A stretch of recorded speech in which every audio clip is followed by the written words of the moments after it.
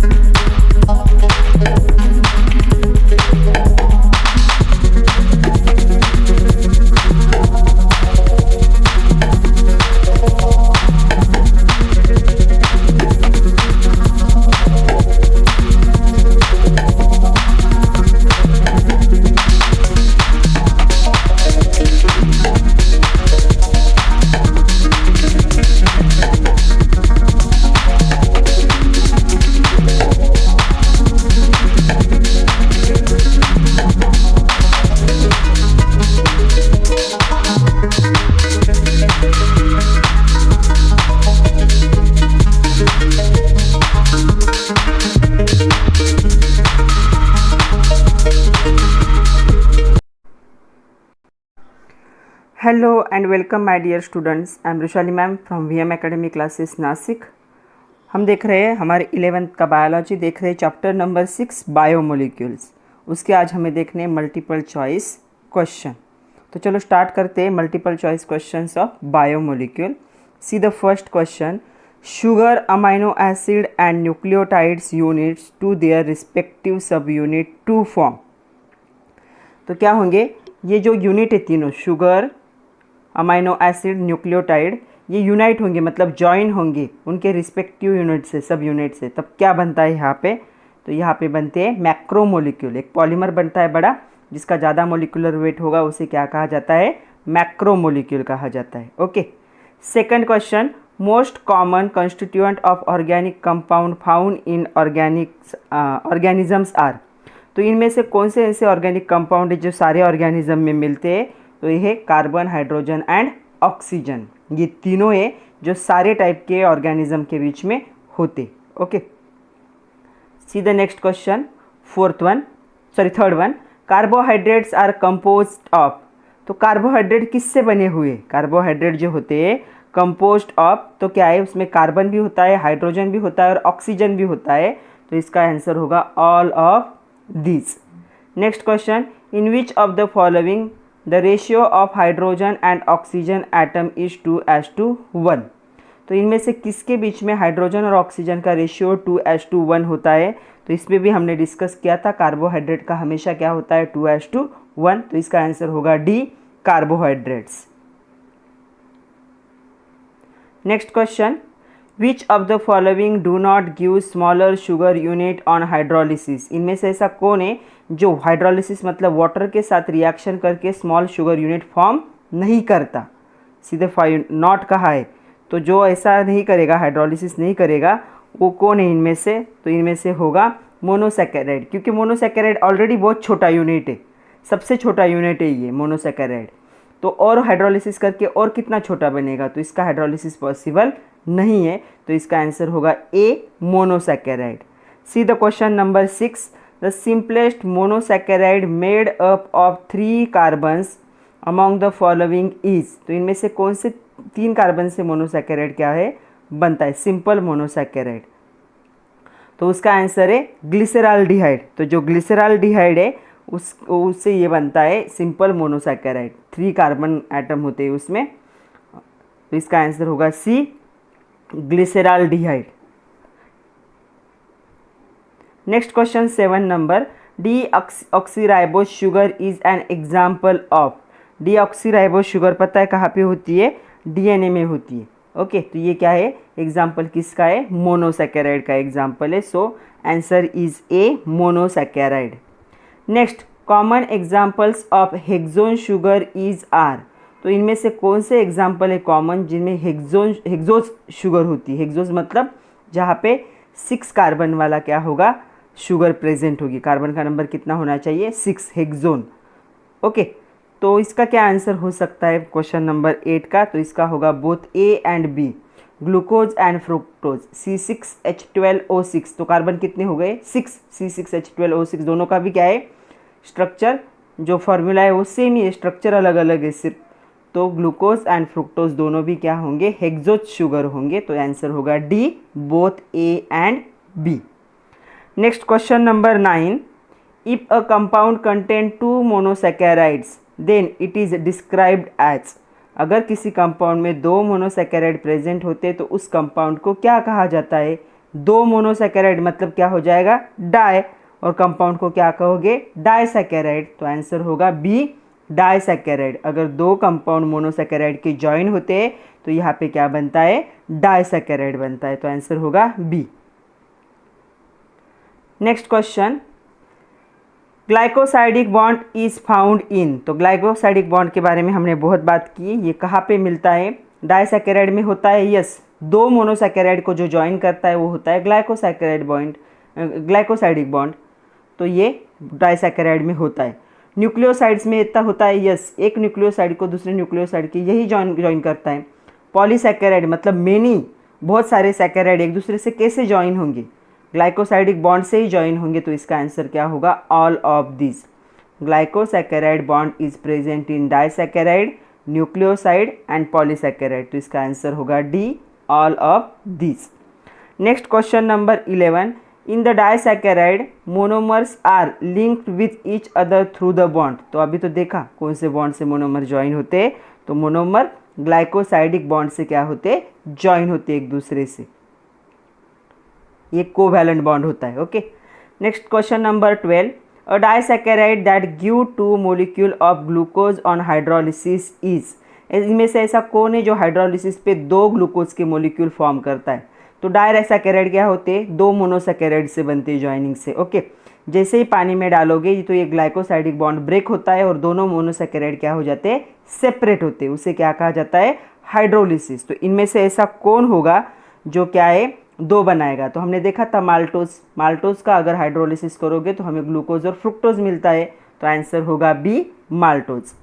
Next है, sugar present in milk is. तो milk में जो शुगर प्रेजेंट होती है वो कौन सी होती है? तो आप लोगों ने बहुत बार सुना होगा, जो मिल्क होता है तो मिल्क में कहा जाता है हमेशा लैक्टोज, लैक्टोज। तो लैक्टोज नाम की जो शुगर होती है वो होती है मिल्क में प्रेजेंट होती है। तो इसका आंसर होगा बी, लैक्टोज।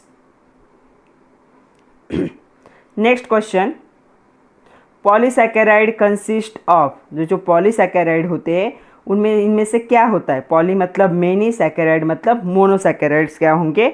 ज्वाइन होंगे एक दूसरे से। तो क्या होगा या इसका आंसर? Many monosaccharide units. तो इसका आंसर होगा सी। अगर 2 मोनोसैकेराइड यूनिट कहेंगे तो क्या बन जाएगा? डाइसैकेराइड। अगर 8 मोनोसैकेराइड यूनिट कहोगे तो क्या हो जाएगा? 8 को 8 होगे तो इसका स्पेसिफिक नाम आएगा। ओके, तो इसका नाम क्या होगा? ये कैसे होगा? जब मेनी, पॉली मतलब मेनी, जब बहुत सारे मोनोसैकेराइड एक दूसरे से ज्वाइन होंगे तब क्या बनता है? पॉलीसैकेराइड बनता है। तो इसका आंसर होगा सी। Next question number 15, are water insoluble dash dash are water insoluble and small molecular weight compound as compare to monosaccharide macromolecules. तो इनमें से कौन है ऐसा जो वाटर इनसोल्यूबल है, स्मॉल मोलिकुलर वेट कंपाउंड है अगर इनको मैक्रोमोलिक्यूल के साथ कंपेयर करोगे तो इसका आंसर है लिपिड्स। तो जो लिपिड्स होते हैं वो लिपिड क्या होते हैं? इनसोल्यूबल इन वाटर, क्योंकि ये फैट्स होते हैं, थोड़े से ऑयली कंसिस्टेंसी वाले जो होते हैं बायोमोलिक्यूल वो होते हैं लिपिड। तो वो पानी में डिजॉल्व नहीं होते। और बाकी मैक्रोमोलिक्यूल के साथ कंपेयर करोगे तो इनका मोलिकुलर वेट क्या होता है? थोड़ा सा कम होता है। Next question, simple lipid are ester of, जो सिंपल लिपिड है, लिपिड के भी 3 टाइप है हम देख चुके, तो simple lipids are ester of fatty acid and the glycerol. तो इसका आंसर होगा d, fatty acid and glycerol. Okay, next question देखो, lipids associate with cell membrane are, ऐसे लिपिड जो सेल मेम्ब्रेन से क्या होते हैं, ज्वाइन होते हैं, एसोसिएटेड मतलब ज्वाइन। तो ऐसे जो लिपिड है जो सेल मेम्ब्रेन से ज्वाइन होते हैं उनको क्या कहा जाता है, फॉस्फोलिपिड्स। तो इसके बारे में भी हम देख चुके, तो इसका आंसर होगा c, phospholipids. Next question, linoleic, linolenic and acids are referred as essential fatty acids since they cannot be synthesized by the body and hence must be included in daily diet। ये जो acids है हमारे daily diet में इनको ज़रूरी, इनकी बहुत ज़रूरत है, लेकिन ये क्या है, हमारे बॉडी इनको सिंथेसाइज नहीं करती।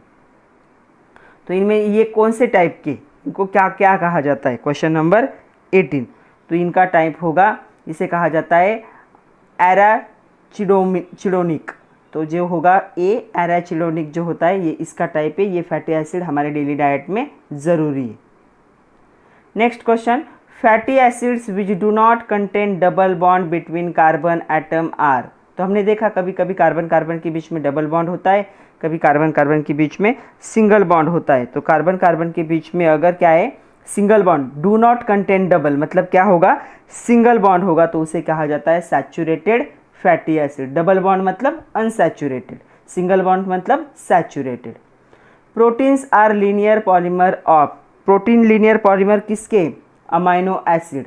तो प्रोटीन सिंथेसिस में क्या होता है, अमाइनो एसिड क्या होते हैं, धीरे धीरे एक दूसरे को ज्वाइन करके एक बड़ी लंबी सी चेन बनाते हैं, जिसे पॉलीपेप्टाइड चेन कहा जाता है। तो प्रोटीन में क्या प्रेजेंट होता है, लीनियर पॉलीमर होता है प्रोटीन किसका, छोटे छोटे अमाइनो एसिड की यूनिट उससे में क्या होते हैं, ज्वाइन होते हैं। Next question, proteins are found by the condensation of. तो प्रोटीन जो है इनमें से किसके कंडेंसेशन से बनेगा, ऑफ कोर्स अगर अमाइनो एसिड से बनता है तो यहाँ पे भी क्या होगा, कंडेंसेशन एक पॉलीमर बनाने की रिएक्शन है, तो इसका भी एसिड क्या आंसर क्या होगा, अमाइनो एसिड। तो proteins are form by condensation reaction of amino acid, तभी छोटे छोटे क्या है, अमाइनो एसिड एक दूसरे से ज्वाइन होकर एक बड़ा लंबा सा पॉलीमर बनाते हैं, जिसे क्या कहा जाता है, पॉलीपेप्टाइड चेन भी कहा जाता है या प्रोटीन भी कहा जाता है। Next question, protein is 22 number. तो इनमें से प्रोटीन क्या है, तो प्रोटीन क्या है, एक मैक्रोमोलिक्यूल है। अगर पॉलीमर है तो उसे क्या कहेंगे हम, मैक्रोमोलिक्यूल। मैक्रो मतलब बड़े साइज वाला मोलिक्यूल है, जिसका मोलिकुलर वेट क्या होगा, बहुत ज़्यादा होगा। नेक्स्ट क्वेश्चन नंबर 23 क्या है, amino acid is a polypeptide are joined by dash dash bond. तो अमाइनो एसिड्स जो होते हैं इन पॉलीपेप्टाइड मतलब प्रोटीन में क्या होंगे, कौन से बॉन्ड से क्या है यहाँ पे ज्वाइन होती है, डाइसल्फाइड बॉन्ड होता है उनमें, उनमें ग्लाइकोसाइडिक बॉन्ड होता है, हाइड्रोजन बॉन्ड होता है, नहीं, उनमें होता है कोवैलेंट बॉन्ड। तो इनमें से कोई भी आंसर नहीं है, नन ऑफ दिस। तो वो कोवैलेंट बॉन्ड से बनते हैं, इसलिए इसमें से कोई भी उसका आंसर नहीं है। आंसर होगा 23 का none of this. Next question, haemoglobin is type of protein. हमारे बॉडी में जो हमारा हीमोग्लोबिन है, हमारे ब्लड में जो प्रेजेंट होता है, हमारा ब्लड का रेड कलर हीमोग्लोबिन की वजह से ही हमारा ये प्रोटीन का टाइप है। Which play in indispensable part in the respiration. तो हमारे रेस्पायरेशन का एक बहुत इंपॉर्टेंट पार्ट है हमारा हीमोग्लोबिन, जो कि एक प्रोटीन का टाइप है। तो ये कौन से प्रोटीन का टाइप है, क्योंकि प्रोटीन के 3 टाइप है, कौन से, सिंपल, कॉन्जुगेटेड एंड डिराइव्ड।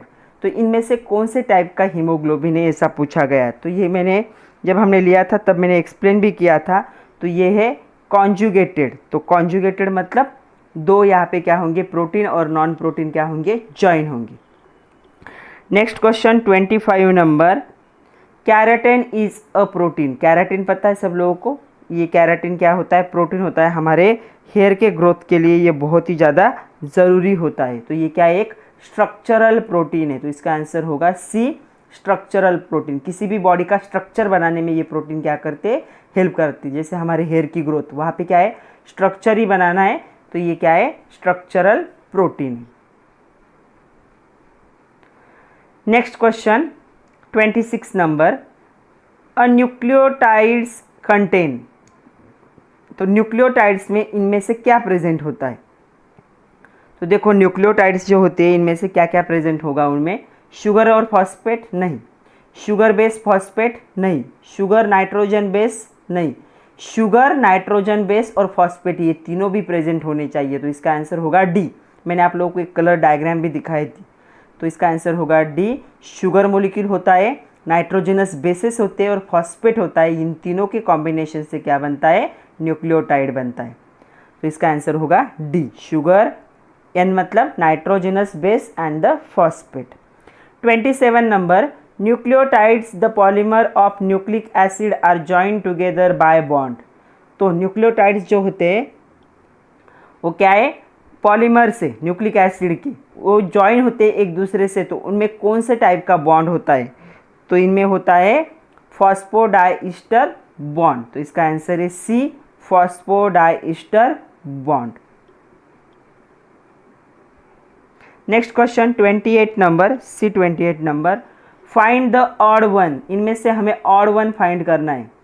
तो यहाँ पे हो गया एडेनिन, साइटोसिन, थायमिन, यूरेसिल। तो यहाँ पे एडेनाइन क्या है, ऑड है, बाकी सारे एक ही टाइप के, साइटोसिन, यूरेसिल, थायमिन एक ही टाइप के, एडेनाइन क्या है, डबल टाइप का। इनमें से कुछ सिंगल रिंग वाले होते हैं, कुछ डबल रिंग वाले होते हैं। ओके, तो एडेनाइन क्या है, इनमें से अलग होगा। तो इसका आंसर होगा 28 का a, adenine. Next question 29, the two strands of DNA are, दो स्ट्रैंड होते हैं डीएनए के, तो एक दूसरे से क्या होंगे एक दूसरे से क्या है, ऐसे सर्कुलरली ज्वाइन होंगे। ओके, तो इसमें से क्या है उसके लिए करेक्ट ऑप्शन है, similar in nature and complementary, complementary होते हैं लेकिन नेचर सिमिलर नहीं होता, anti parallel and the complementary, yes anti parallel होते, अगर एक फॉरवर्ड डायरेक्शन में तो दूसरा क्या है, डाउनवर्ड डायरेक्शन में क्या होता है, बढ़ता जाता है। पैरेलल नहीं, पैरेलल नहीं होते ये। बेसिकली डिफरेंट इन नेचर नहीं, नेचर सिर्फ नेचर में डिफरेंट नहीं है, कॉम्प्लीमेंट्री भी होते हैं। तो इसका आंसर होगा बी, 29 नंबर बी आंसर होगा इसका, क्या, एंटी पैरेलल एंड कॉम्प्लीमेंट्री होते हैं डीएनए के दोनों strand. Next question number 30, RNA is genetic material in, तो आरएनए कुछ ऐसे ऑर्गेनिज्म है जिनका आरएनए क्या होता है, जेनेटिक मटेरियल होता है। तो इसका आंसर होगा प्लांट वायरस। तो प्लांट वायरस के बारे में हम पहले चैप्टर में पढ़ चुके हैं, सॉरी दूसरे चैप्टर में पढ़ चुके हैं। तो जो प्लांट वायरस होता है, टीएमवी जो था हमने देखा था, ऐसे वायरस के बीच में क्या होता है, आरएनए क्या होता है, उनका जेनेटिक मटेरियल होता है। तो आंसर होगा प्लांट वायरस। तो 30 का आंसर है डी, प्लांट, जो प्लांट वायरस होंगे वो। Next question, which RNA is present in more amount in the cell. तो आरएनए के 3 टाइप है, एमआरएनए, टीआरएनए, आरआरएनए। तो इनमें से बॉडी में सबसे ज़्यादा, सेल के अंदर सबसे ज़्यादा कौन सा आरएनए प्रेजेंट होता है, ऐसा क्वेश्चन पूछा गया है। तो होता है आरआरएनए, राइबोसोमल आरएनए। क्यों, आरआरएनए क्या करता है, ये प्रोटीन सिंथेसिस में हेल्प करता है और प्रोटीन हमारे बॉडी के लिए बहुत ज़्यादा ज़रूरी है। तो इसका आंसर होगा c, protein synthesis. Next question 32 number, smallest RNA is, अभी बिगेस्ट हमने देख लिया आरआरएनए, तो इनमें से स्मॉलेस्ट आरएनए मतलब सबसे छोटा वाला आरएनए कौन सा होगा, ऐसा क्वेश्चन है। तो होता है टीआरएनए, जो क्या करता है, ट्रांसपोर्ट करता है। तो टीआरएनए क्या होता है, सबसे छोटा होता है। तो इसका आंसर होगा a, tRNA. 33 number, dash dash catalyse hydrolysis of ester, ether etcetera. इनमें से कौन है जो हाइड्रोलिसिस करेगा ईस्टर का और ईथर का। तो इसका आंसर क्या होगा, 33 नंबर सी, 33 नंबर। तो इसका आंसर है हाइड्रोलेज। तो नाम के हिसाब से क्या होते थे, एंजाइम के नाम थे, उनके फंक्शन के हिसाब से। अगर हाइड्रोलिसिस करना है तो क्या यूज़ करना पड़ेगा, हाइड्रोलिसिस। तो हाइड्रोलिसिस क्या करेगा, कैटालिस्ट करेगा हाइड्रोलिसिस रिएक्शन को। अगर उसका फंक्शन हाइड्रोलिसिस है तो नाम क्या होना चाहिए, हाइड्रोलिसिस। तो इसका आंसर होगा सी, हाइड्रोलिसिस। नेक्स्ट देखो 34 number, dash dash catalyse interconversion of geometric optical and positional isomer. तो ये दोनों क्या है, 3 क्या है, ज्योमेट्रिक आइसोमर होते, ऑप्टिकल आइसोमर होते एंड पोजीशन आइसोमर होते। हमें सब देखना है, हमारा जो केमिस्ट्री का 10 नंबर का चैप्टर है उसमें सब देखना है हमें आइसोमर्स कैसे होते हैं। तो ये आइसोमर्स होते। तो देखो अभी यहाँ पे आइसोमर का इंटर कन्वर्जन करना है, तो यहाँ पे कौन सा क्या है, एंजाइम कैटालिस्ट यूज होगा। एंजाइम ही कैटालिस्ट करते हैं बॉडी में, तो इसका आंसर होगा आइसोमरेज। आइसोमरेज क्या होता है, इंटर कन्वर्जन करता है आइसोमर। आइसोमर किसे कहा जाता है, ऐसे केमिकल्स जिनका केमिकल फॉर्मूला तो सेम होता है लेकिन स्ट्रक्चर क्या होता है, डिफरेंट होता है। तो इनके अलग अलग स्ट्रक्चर बनाने में कौन सा कैटालिस्ट हेल्प करेगा, उसका नाम होगा isomerase. Next question 35 number, when inorganic ion और metallo organic molecule bind to apo enzyme they together form. जब ये अपो एंजाइम से क्या होते, ज्वाइन होते, तब वो क्या बनाते, तो इसे कहा जाता है होलो एंजाइम। Holo enzyme.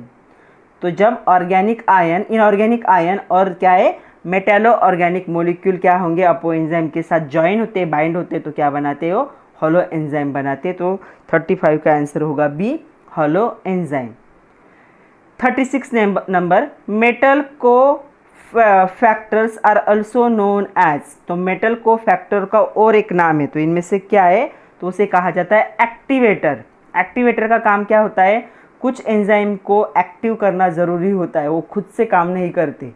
तो एक्टिवेटर में कुछ मेटल यूज़ करके किए जाते हैं, जैसे कि आयरन मेटल। ये क्या करते हैं, एंजाइम की एक्टिविटी को स्टार्ट करते हैं, मतलब रिएक्शन का रेट तो एंजाइम ही बढ़ाएंगे लेकिन पहले एंजाइम को एक्टिवेट करना पड़ता है, तो उनको कहा जाता है एक्टिवेटर। तो मेटल को फैक्टर क्या होते, एक्टिवेटर होते। तो इसका आंसर होगा सी। Next question 37 number, in enzyme kinetics Km is equal to Vmax by 2.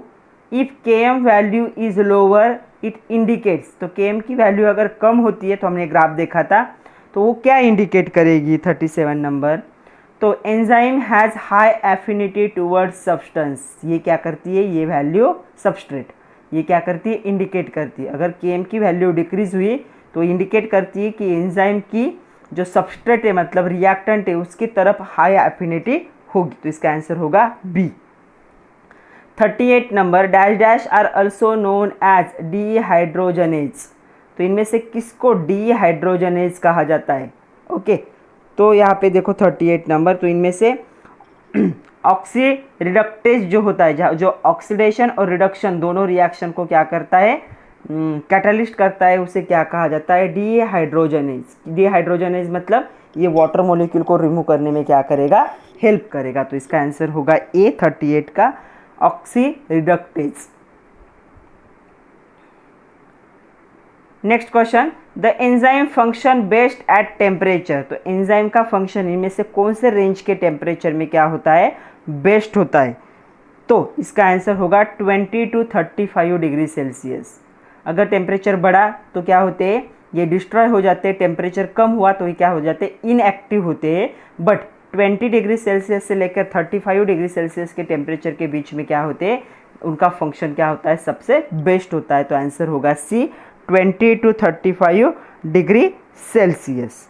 Next question 40 number, as temperature changes from 30 to 45 degree Celsius the rate of enzyme activity will. Decrease होगा, increase होगा, first increase then decrease, first decrease then increase. इनमें से क्या दिखेगा, अगर temperature क्या है 30 to 45 degree Celsius तक चला जाता है तो क्या इफेक्ट होगा। तो क्या होगा, पहले तो क्या है, एंजाइम की एक्टिविटी बहुत ज़्यादा इंक्रीज हो जाएगी और एकदम से क्या हो जाएगी, डिक्रीज हो जाएंगी, मतलब वो डिस्ट्रॉय हो जाएंगे। तो इसका आंसर होगा 40 का C, first increase and then decrease. Next question 41 number, out of following which is चाहिए था यहाँ पे, which is not a property of enzyme. तो नीचे दी गई कौन सी एंजाइम की प्रॉपर्टी नहीं। अच्छे से सारे ऑप्शन देखो, इनमें से कौन सी नहीं है एंजाइम की प्रॉपर्टी। यूज्ड अप इन रिएक्शन, क्या एंजाइम रिएक्शन में पार्टिसिपेट करते हैं, नो। तो यूज्ड इन रिएक्शन ये एंजाइम की प्रॉपर्टी नहीं है। Specific in nature, yes enzyme specific होते। प्रोटीनेशियस, यस प्रोटीनेशियस होते। Increase the rate of biochemical reaction, enzyme का रोल ही वही होता है कि रिएक्शन का रेट इंक्रीज करे।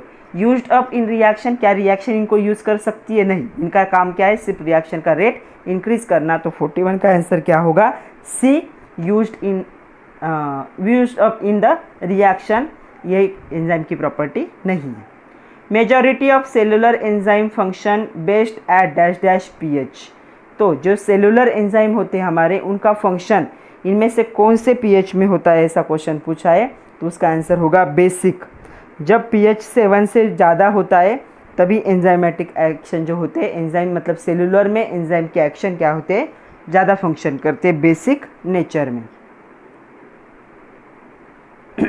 Next question 43 number, the action of enzyme with the substrate is explain by lock and की थ्योरी। ओके, तो इसका क्या होगा? ऑप्शन 43 का स्पेसिफिक एक्शन। तो क्या है? कौन सी action? The dash dash action चाहिए था यहाँ पे, तो कौन सा एक्शन? स्पेसिफिक एक्शन को कौन बताता है? लॉक एंड की थ्योरी बताता है। तो इसका आंसर होगा B, specific action. Morphine the first अल्कॉइड आइसोलेटेड फ्रॉम, ये जो मॉर्फिन है ये पहला क्या है? अल्कॉइड से आइसोलेट किया गया, मतलब सेपरेट किया गया है। किससे सेपरेट किया गया है? इसे कहा जाता है पैपावर सैमोफेरस। तो इसका आंसर होगा सी। चलो कुछ अभी कॉम्पिटिटिव एग्जाम के भी देख लेते हैं जो अभी तक नीट या सीईटी में आए। तो देखो next question, prosthetic group differ from coenzyme in the. तो प्रोस्थेटिक ग्रुप और कोएंजाइम में क्या फ़र्क है? तो सी ऑप्शन देखो, the prosthetic are tightly bound to the apoenzyme. Okay, तो ये क्या है? ये क्या होता है? दोनों में डिफरेंस होता है, प्रोस्थेटिक ग्रुप और कोएंजाइम में। तो ये होगा इसका आंसर क्या, कि जो होगा दे मतलब prosthetic group are tightly bound to apoenzyme. तो प्रोस्थेटिक ग्रुप अपोएंजाइम से टाइटली बाउंड होते हैं, कोएंजाइम नहीं होते। तो ये एक डिफरेंस होगा। तो इसका आंसर होगा सी। तो अपोएंजाइम क्या होते हैं? प्रोटीन पार्ट होता है। एंड कोएंजाइम क्या हो? Coenzyme together form the complex catalytic active enzyme which is known as the holoenzyme. उसे हॉलो एंजाइम कहा जाता है। The cofactor are of two type, दो टाइप के होते हैं। एक होता है मेटल आयन होता है, दूसरा होता है coenzyme.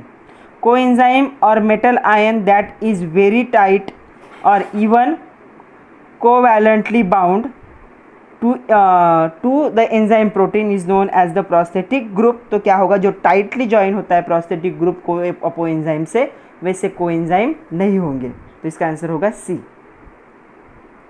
Next question 46 number, consider the following statement. ये नीट का क्वेश्चन है 2019 का।